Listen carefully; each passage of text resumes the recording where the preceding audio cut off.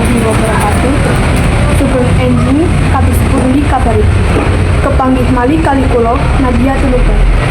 Pawarta ingkang badhe kula aturaken yaitu pawarta pemilihan ketua OSIS. Dinten Selasa, tanggal 12 Oktober 2020 SMP Negeri Tunggal Sidarja mewontenaken acara pemilihan ketua OSIS kagem tahun ajaran 2020. Acara sistem voting iki nglibataken siswa-siswi kelas 7, 8, 9 lan bapak utawi ibu guru. Tiga calon ketua OSIS sami-sami ngusulaken program kerja ngajengipun para siswa.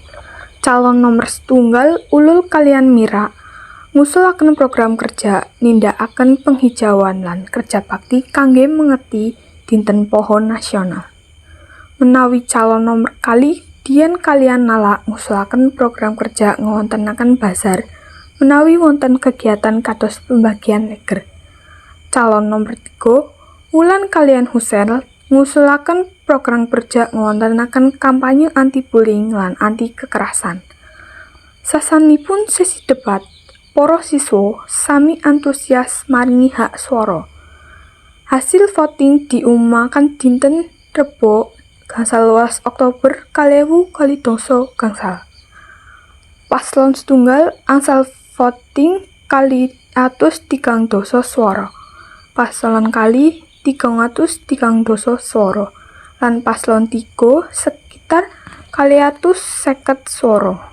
Saking perolehan swara, paslon kali sing kepilih dados ketua OSIS kagem tahun ajaran 2020 gangsal 2026.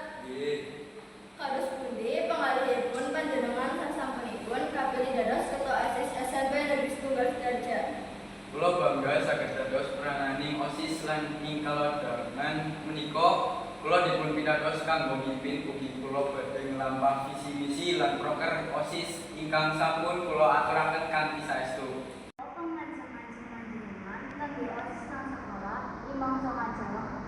Pangajar Bu, mugi OSIS lan sekolah saged langkung majeng lan